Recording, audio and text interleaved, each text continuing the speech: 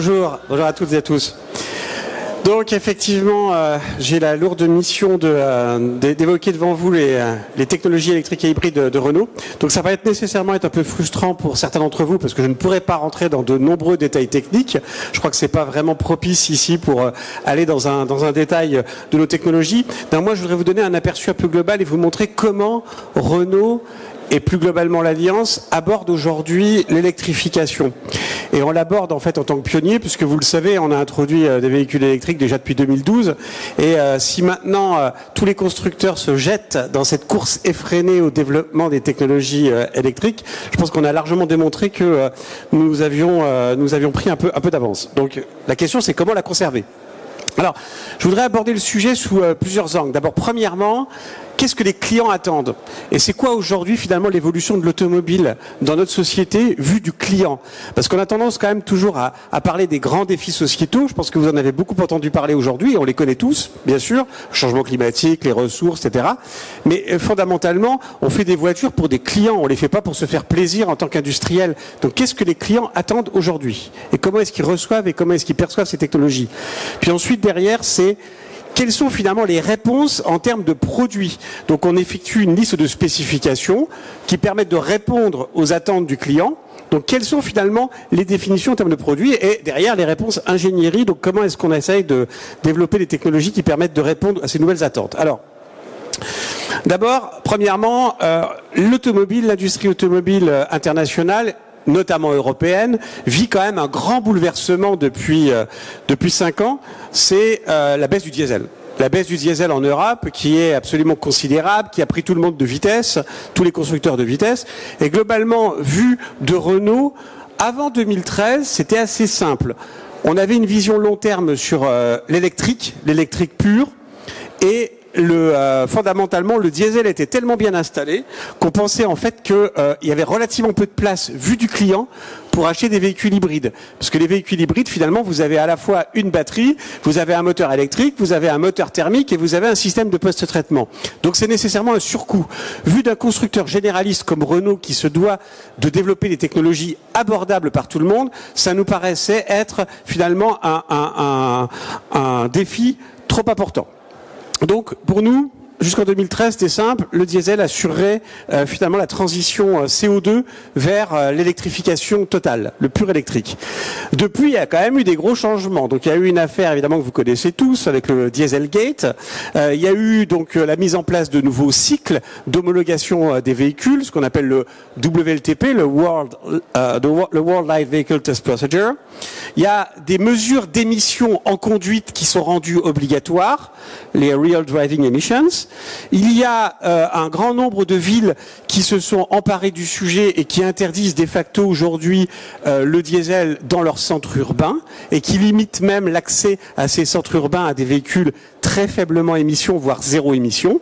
Et puis, donc, il y a des fiscalités, des outils de politique publique, tels que la fiscalité carbone, qui prennent de l'ampleur, notamment sur les taxes carburant. Donc, une fois qu'on dit ça, qu'est-ce qui s'est passé? Alors, si on regarde un peu avec un peu de recul, les projections que nous, Renault, nous faisions à l'horizon, donc c'était en 2015-2016, sur l'évolution du mix diesel. Ça, c'est l'évolution du mix diesel en Europe. Finalement, on pensait que ça allait rester relativement stable. On avait 54% de mix diesel en 2015. On pensait que ça allait aller vers 50% en 2018. C'était nos projections. Donc, vous construisez toute une gamme de moteurs, vous construisez toute une gamme de développement de véhicules pour atteindre ce mix. Et puis, patatras, avec l'affaire du Dieselgate, la chute a été beaucoup plus brutale que prévu, puisque il y a eu une chute, puisqu'on est arrivé à 39% de mix en 2018. Donc, une baisse de plus de 10 points par rapport à nos projections 1 an et demi avant. Donc c'est absolument considérable. Et quand on regarde la suite elle est encore bien pire. Très clairement, on pense que le mix diesel pourrait chuter à environ 3% à l'horizon 2023. 3%, c'est-à-dire quasiment rien. Et inversement, l'électrification, donc la part de l'électrique et la part de l'hybride, devrait augmenter. Elle devrait augmenter jusqu'à plus de 20%. Difficile de quantifier combien, et tout ça va dépendre de la capacité des clients à accepter ces nouvelles technologies. Vous ne pouvez pas imposer à un client d'acheter un véhicule électrique ou un véhicule hybride s'il n'en a pas envie. On n'est pas dans du coercitif, on est dans du choix. Donc il faut une offre attractive à la fois en prix bien sûr, parce que ça reste quand même un élément déterminant dans le choix du client, et attractive en prestations. Donc ce que l'on voit aujourd'hui, c'est qu'il y a un paradoxe. Le paradoxe, c'est que on voit les baisses effectivement dans le mix diesel, comme je le disais, et augmentation de l'essence et très peu de l'électrique, puisque comme vous le voyez, on est en fait à 1% de mix électrique en Europe, en France. Alors en 2018, on est passé un peu plus de 2% cette année en 2019, et puis sur l'hybride, on est à de l'ordre de 5%. Donc c'est bien loin des 20% que l'on pense être nécessaires à l'horizon 2022-2023. Et quand on interroge les clients ils répondent tout à fait autre chose. Les clients disent « Ah mais moi je suis très très intéressé par l'hybride, 51%. Moi je suis prêt à acheter un électrique, 46%. 20% ou un essence 46%. Donc 20% pour un électrique, 51% pour un hybride. Et pourtant ils n'achètent pas. De facto. Alors pourquoi ? En fait, quand on interroge les clients, la première des raisons, c'est de dire sur l'électrique pure, il y a un vrai problème qui est l'autonomie. Certes, tous les jours, je ne fais que 30 km aller-retour pour aller à mon travail ou 20 km aller-retour pour aller à mon travail, mais une fois par an, je vais quand même avoir besoin de ma voiture pour aller en vacances à la mer, à la montagne, voir mes parents, mes grands-parents, etc. Et donc, finalement, le véhicule électrique, je suis pas bien sûr. Deuxième problème, c'est, y compris pour les hybrides et les hybrides rechargeables, c'est la faible capacité des réservoirs. Donc il y a toujours cette crainte par rapport à l'autonomie, parce que la voiture, c'est quand même ce qui permet de donner de la mobilité. Donc si vous, finalement, vous supprimez cette option indispensable à l'acte d'achat d'un véhicule, évidemment, vous freinez l'élan des clients. Le deuxième problème, c'est la difficulté de recharge. Écoutez, les charges électriques, les points de recharge, est-ce qu'ils vont être vraiment disponibles partout? Qu'est-ce qui va se passer si je prends mon véhicule électrique et que ma batterie n'a plus la capacité suffisante pour me permettre de faire les derniers kilomètres, etc. Et donc aujourd'hui, c'est quand même ça les principales causes de rejet du véhicule électrique dans nos clients. Ensuite, il y a des raisons sur lesquelles, on va dire, que l'on peut traiter plus facilement avec le niveau d'équipement. Oui, un véhicule électrique, finalement, vous offrez moins de systèmes, par exemple de parc assist ou autre, que dans un véhicule thermique à prix équivalent. Ou bien le fait d'avoir une batterie sous le plancher, ça réduit l'espace disponible dans l'habitacle. Donc c'est un problème aussi. Donc en fait, là, il y a deux grands sujets. Il y a le sujet des prestations apportées par le véhicule électrique, donc l'autonomie, la recharge, et puis il y a le sujet de offrez-moi un véhicule équivalent. Moi, je m'en fiche, je n'achète pas un véhicule électrique ou un véhicule hybride, j'achète un véhicule. Ça, c'est ce que nous disent la plupart des clients. Après, il y a évidemment une certaine partie de la population qui est prête à acheter un véhicule électrique ou hybride parce que l'impact environnemental va être amélioré. Mais c'est pas la majorité de nos clients. Donc, quelles sont les réponses en termes de produits? Alors d'abord, un petit rappel, on a déjà produit, donc au niveau de l'Alliance Renault-Nissan, plus de 800 000 véhicules électriques dans le monde. À ce titre-là, aujourd'hui, on est le premier constructeur mondial avec presque 10 ans d'expérience sur le véhicule électrique. Et en Europe, Renault est le leader avec plus de 250 000 véhicules électriques vendus, les Zoé, les Twizy, les Kangoo, les Master, etc. Par ailleurs, on a aussi une très forte expérience en termes de formation en interne. Parce que finalement, le premier élément de rejet du véhicule électrique, c'est effectivement la méfiance du client, comme je l'ai évoqué. Le deuxième rejet, c'est le vendeur dans la concession Renault, quand vous venez, et qui vous dissuade d'acheter un véhicule électrique parce qu'il ne sait pas le vendre. Donc ça, c'est une expérience qu'on a faite quand on a essayé de vendre du GPL il y a 10-15 ans, on continue encore aujourd'hui. Mais en fait, il y a toujours une méfiance du réseau, des concessions, pour vendre ces technologies dont ils se disent finalement, est-ce que ça va toujours être attractif pour mon business dans quelques années, et puis c'est compliqué à expliquer, etc. Donc ils n'ont pas nécessairement tendance à soutenir la demande. Donc en fait, ce qu'on a fait, c'est que depuis 10 ans, on a entrepris une action de formation de l'ensemble de nos réseaux. de ce qu'on appelle des codecs. Donc on a formé plus de 30 000 personnes. Ensuite, on a montré que le véhicule électrique, c'était comme le véhicule thermique. On a fait faire des progrès à nos moteurs essence et à nos moteurs diesel grâce à notre engagement dans la Formule 1. Et bien de la même façon, on s'est engagé de manière déterminée dans la Formule 1 électrique, la e-Formula, où on a obtenu à 3 reprises le titre de champion du monde, pour montrer qu'en fait c'était de la technologie derrière et que cette technologie elle devait être améliorée et qu'ensuite elle devait profiter au plus grand nombre via les applications dans nos véhicules conventionnels.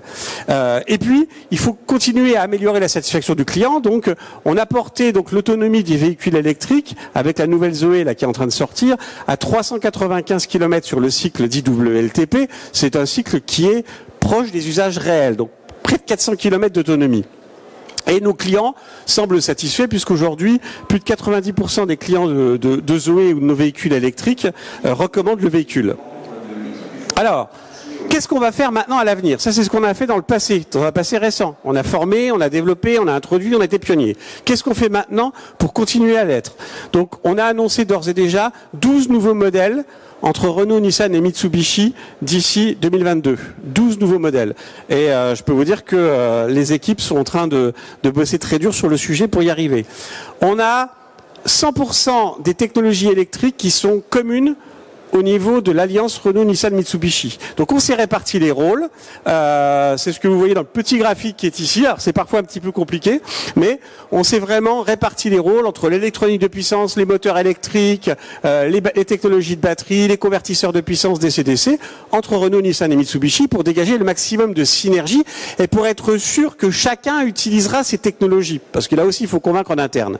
Et donc là, on a introduit récemment, comme vous le savez, un véhicule très bon marché en Chine qui s'appelle Kezi et que l'on va introduire en Europe l'année prochaine. Ensuite, pour essayer de maintenir ce leadership, de toute façon, il n'y a pas de miracle, il faut travailler sur 3 axes. Le premier axe, c'est réduire les coûts. Réduire les coûts parce qu'on n'arrivera pas à vendre massivement des véhicules électriques s'ils restent 10 000 € supérieurs aux véhicules thermiques. Ça, c'est clair. Donc, le poste le plus important dans un véhicule électrique, vous le savez, c'est la batterie. La batterie aujourd'hui représente 40% de la valeur d'un véhicule électrique. 40% de la valeur d'un véhicule électrique. Donc la clé pour baisser le coût du véhicule électrique, c'est baisser le coût des batteries.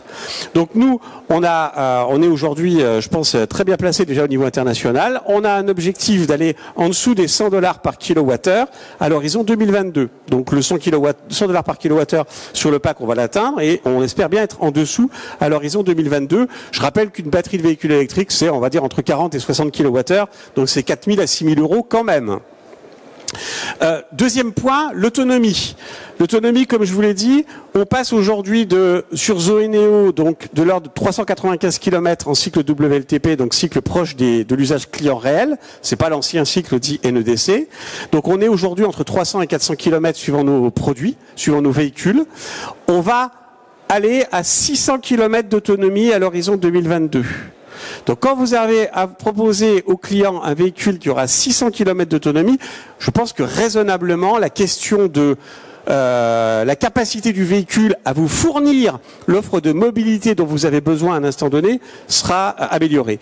Puis le troisième point, c'est la recharge. La recharge, alors nous on ne va pas investir dans un réseau de recharge. Vous savez qu'aujourd'hui il y a déjà plus de points de recharge de véhicules électriques en France que de stations-service, il y en a 3 fois plus. Donc c'est relativement disponible. Nous, ce que l'on veut, c'est pouvoir proposer aux clients de recharger plus vite sa voiture. Donc en fait, ce qu'on propose, c'est que aujourd'hui, en 15 minutes de temps de charge, vous pouvez recharger 90 km d'autonomie. En 2022, avec les technologies qu'on va introduire, on pourra recharger de l'ordre de 230 km d'autonomie dans la batterie, en kilowattheure équivalent. Donc c'est ça le challenge. 15 minutes, c'est finalement le temps qu'il faut normalement pour une pause, on va dire, raisonnable. Et 230 km en roulant sur autoroute, vous voyez, ça vous fait à peu près les 2 heures de conduite, puisqu'évidemment, il ne faut pas dépasser les limites de vitesse. Comme toutes les 2 heures, la pause s'impose, ça passera très bien. Et puis donc, derrière, donc après ça, ce que nous voulons absolument introduire, c'est une proposition globale sur nos offres moteurs qui permet de satisfaire l'ensemble de nos clients. Donc en gros, jusqu'à hier ou hier matin, sur la période 2010, 2016 ou même 2018, on avait finalement trois types d'offres. On avait l'offre électrique pure qui était chère, qui reste chère quand même si notre offre est assez attractive avec Zoé, mais reste quand même chère. Donc en termes d'axe d'achat sur l'axe des ordonnées, et qui par contre n'adressait que les petits trajets, les trajets urbains ou périurbains. Et puis on avait le diesel qui lui était qui était cher et qui reste cher évidemment avec l'augmentation des systèmes de post-traitement, et essentiellement pour les grands rouleurs, ceux qui font plus de 14-15 000 km par an. Et le reste était couvert par l'essence. Demain, on va étendre la capacité de l'électrique pure, finalement en baissant les prix d'une part, en augmentant son autonomie, on va lui permettre d'accéder à davantage de clients. Et puis, on va surtout, à la place du diesel, avoir des offres hybrides et hybrides rechargeables, qui vont couvrir ce que le diesel couvrait par le passé, ou dans le présent, de moins en moins dans le présent, mais dans le passé récent. Et donc là, on a développé des technologies, parce qu'en fait, notre objectif, c'est d'avoir une offre électrification abordable. Donc, on a trois axes très simples. On a un axe qui est l'expansion sur l'électrique. On a un deuxième axe qui est le développement de technologies hybrides et hybrides rechargeables que l'on va introduire en début d'année 2020, à la fois sur Clio en offre hybride pure, sur Capture en offre hybride et hybride rechargeable avec des nouvelles technologies, 150 brevets déposés par Renault, parce que c'est une technologie Renault, qu'on en appelle e-tech, qui vous sera présentée en détail très prochainement, très originale, beaucoup plus originale que les technologies hybrides qui existent aujourd'hui. On a, je pense, une offre qui va être extrêmement compétitive à la fois en termes de coûts et puis en termes de prestations. Tous les démarrages se feront en électrique pure. On aura sur l'offre hybride rechargeable 60 à 70 km d'autonomie pure. On a trois machines, donc trois moteurs dans ces technologies électriques. On a un moteur 1,6 litre de 90 chevaux. On aura deux moteurs électriques, un alternodémarreur donc d'une vingtaine de chevaux et puis un moteur de 40 chevaux. Donc trois motorisations qui permettront de couvrir l'ensemble des prestations sans trou de couple, avec une transmission totalement originale qui a été développée donc en interne. Et puis, donc, on aura donc des offres essence de plus en plus compétitives, 1,2 litre, 1,4 litre, 1,6 litre, qui continueront donc à sortir. Donc, ce que l'on veut, c'est transformer notre mix. Aujourd'hui, on fait essentiellement, finalement, dans nos véhicules, quelles que soient les gammes, les segments, etc., on a à peu près 60 véhicules diesel, véhicules plus motorisation, 60 véhicules essence, et puis 5 véhicules électriques. Eh bien, à l'horizon donc 2024, on aura plus de véhicules hybrides et électriques que de véhicules à essence.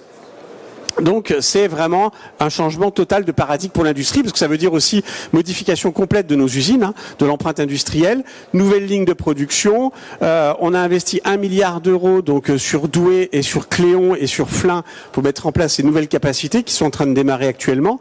Donc on a vraiment un énorme défi à accomplir, et c'est que le début. Alors je voudrais quand même vous apporter une réponse aussi, enfin quelques éléments techniques. Alors j'ai choisi de vous parler de la batterie.